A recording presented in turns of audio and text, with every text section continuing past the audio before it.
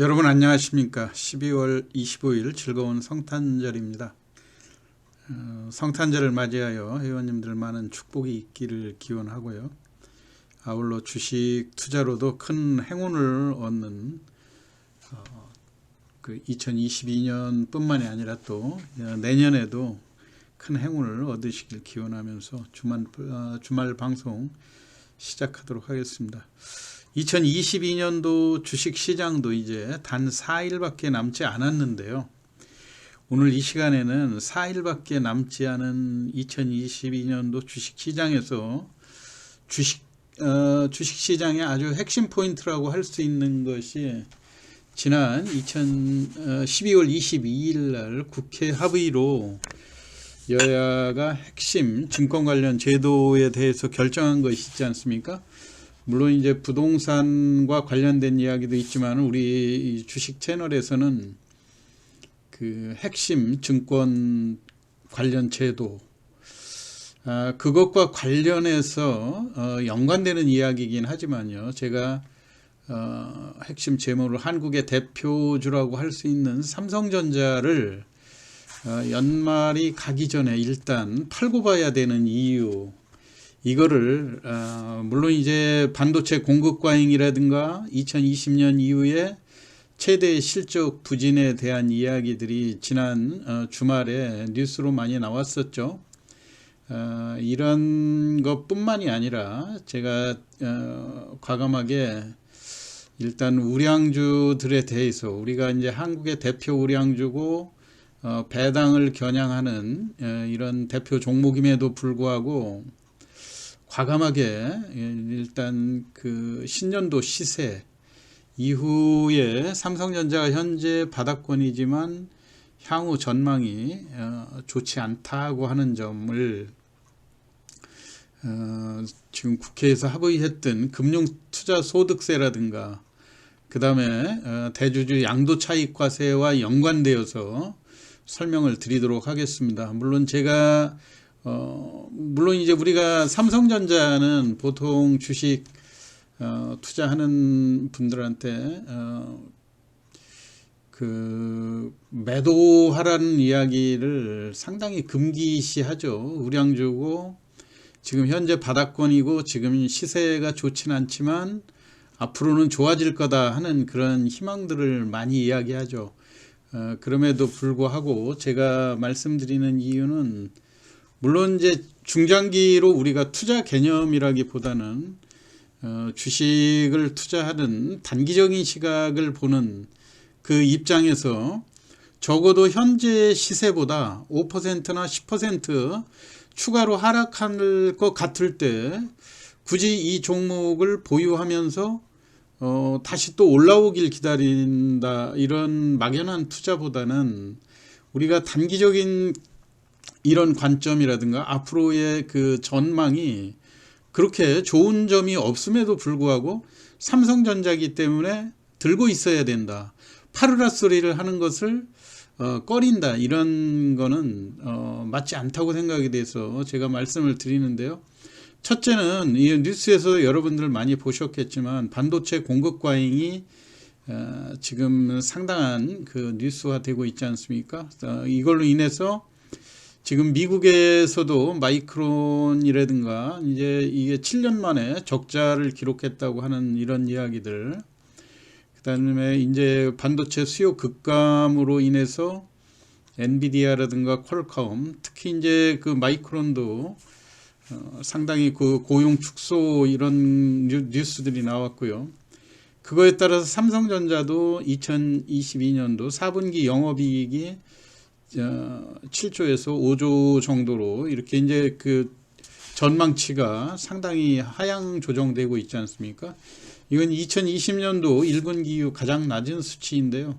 역시 하이닉스 같은 경우도 지금 큰 폭으로 우리가 10만원 넘어갔을 때의 시세하고 비교해 보면 지금 거의 15% 이상 주가가 하락돼 있는, 바닥권에 있는 이런 상황이기 때문에 다시 또 회복할 거다, 이런 그 미련이 남아 있기는 하지만 전체적인 그 분위기에 있어서 결코 녹록치가 않다.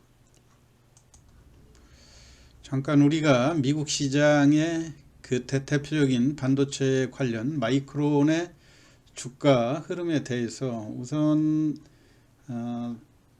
일봉으로 볼 때도 지금 현재 시세가 50달러 정도, 지난 주말에 50달러 정도를 기록을 했죠.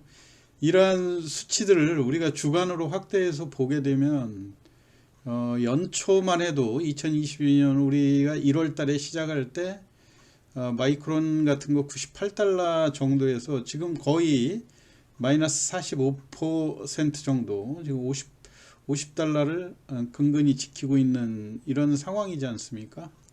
이런 걸로 볼 때 지금 그 단순히 마이크론 뿐만이 아니고요. 이제 대표적으로 요거는 이제 엔비디아 같은 경우고요. 엔비디아도 작년 연말부터 346달러 했던 것이 지금 대부분이 마이너스 50% 이 정도까지 하락이 돼 있는 이런 모습이죠. 또 대표적인 대만의 반도체 파운드리의 대표적인 TSMC 같은 경우도 145달러 고점에서 지금 74달러 정도를 기록을 하고 있죠. 역시 마찬가지로 45%에서 50% 정도의 주가가 하락돼 있다고 하는 점을 알 수 있고요.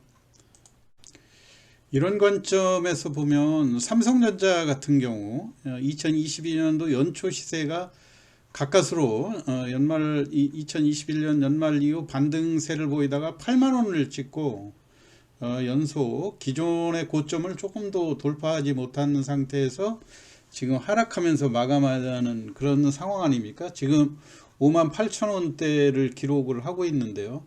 이러한 그 해외 시장에 우리 대표적인 미국 시장의 주요 반도체 관련주들의 하락폭하고 비교해 보면 삼성전자를 가지고 기대감으로 보유하고 계신 분들한테는 다소 미안한 말씀이 될 수도 있을지 모르겠지만 상대적으로 그 낙폭이 조금 적다 이렇게 이야기할 수도 있는 거예요.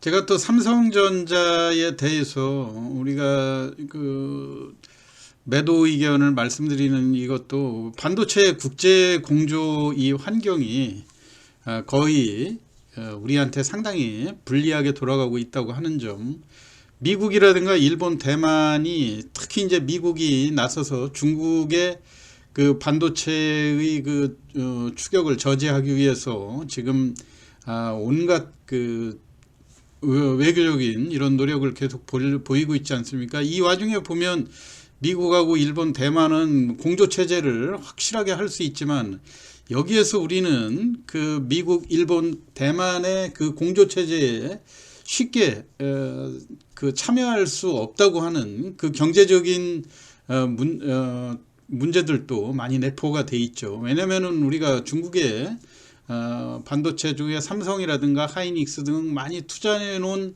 그것도 있고, 또 중국이라고 하는 최대의 반도체 고객 소비처를 전혀 무시할 수 없다고 하는 이런 그 국제 환경이 녹록지 않게 돌아가고 있다고 하는 건데요. 이런 점에 있어서 기본적인 상황으로 좋지 않지만, 또 하나 핵심이 되는 것은 지난 12월 22일 날 국회에서 결정됐던 금융투자 소득세를 도입하는 거하고 대주주 양도차익과세가 실질적으로는 더 중요한 이런 문제죠. 물론 금융투자 소득세 같은 경우 우리가 2년을 유예하기는 했지만요, 이것도 지금 현재 여당 같은 경우는 이게 쉽게 말하자면 우리가 과거 20년 30년 전서부터 도입하려고 하는 주식 양도차익과세를 시행하겠다고 하는 거 아닙니까?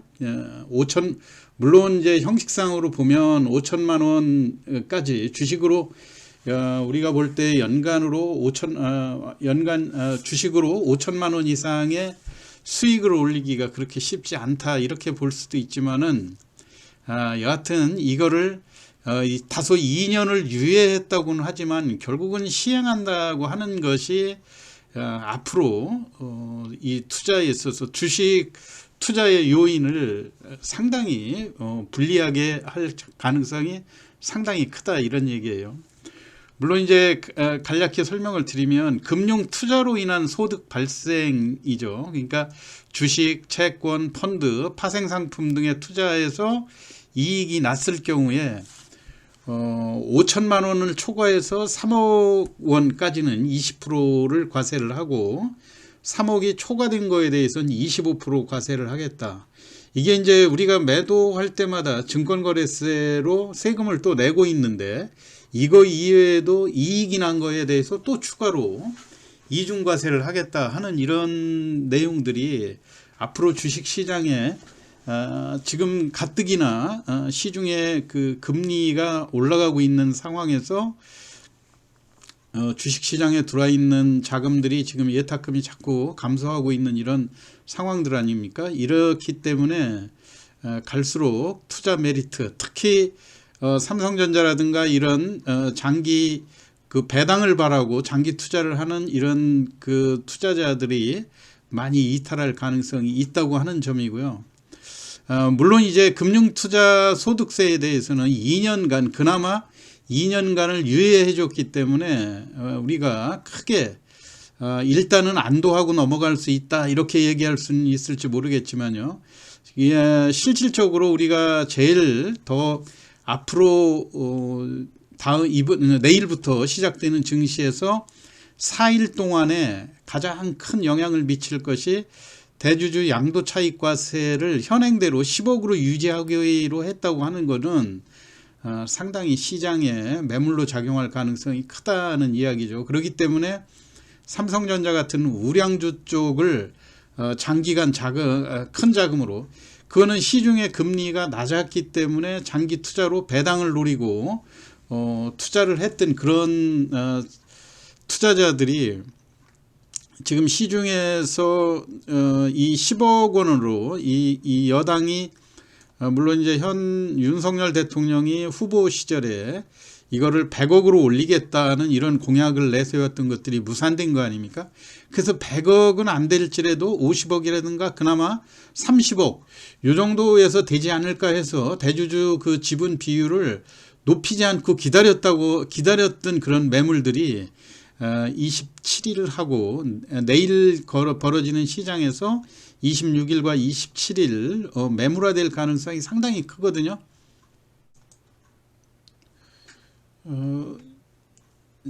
제가 요 달력에 간단하게 대주주 지분과 관련해서 10억으로 낮출 수 있는 기간이 내일부터 26일, 27일 요 이틀간이라 이런 이야기거든요.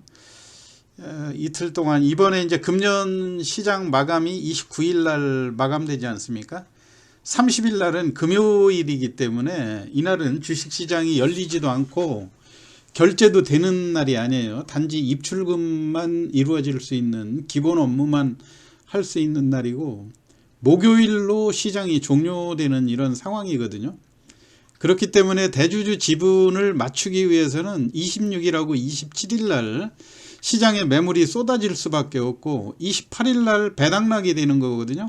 그렇기 때문에 이 대주주 지분 10억을 피하려면 26일, 27일간에 불가피하게 이런 그 장기 투자 성격의 배당을 노린 우량주들에 대한 매물이 쏟아질 수밖에 없는 이런 날이라 이런 얘기죠. 그렇기 때문에 일단 이 이틀 동안의 주가가 해외 시장의 그 동향이라든가 이거하고 무관하게 우리 시장은 대형주들의 매물을 피할 수가 없는 이런 날이라 이런 얘기죠. 그리고 28일 날은 이때 매수한 돈은 주식은 금년에는 그 결제가 되지 않죠. 그러고서 내년 1월 2일 날 계좌에 들어오기 때문에 이건 또 대주주 지분을 피할 수 있는 그런 상황들 아닙니까?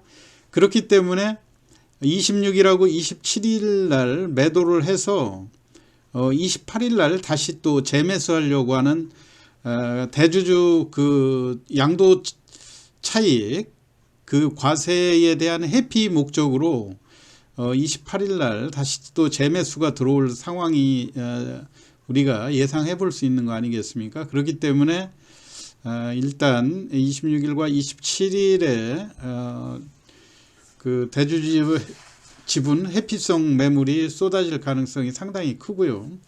그리고 여러분들이 여기서 더 중요하게 생각을 해야 될 거는 10억 미만으로 맞춰놨다 하더라도 이게 예를 들어서 9.9억 정도, 9억 5천 정도에 맞춰놓고 안심을 할 수 없는 게 28일이나 29일 날 또 종가가 올라서 끝나게 되면 이 평가는 29일 날 그 평가 금액으로다가 10억이 넘느냐 안 남느냐 그거를 따지기 때문에요.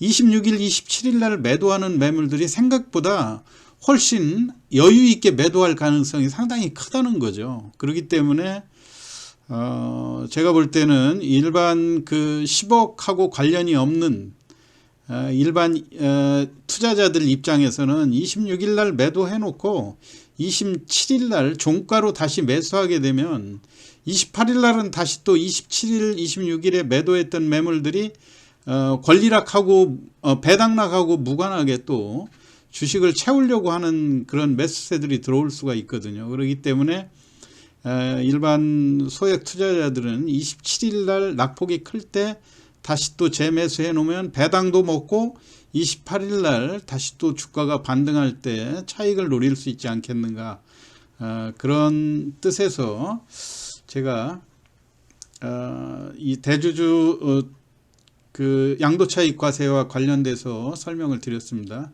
다시 한번 요약을 해서 말씀을 드리면요,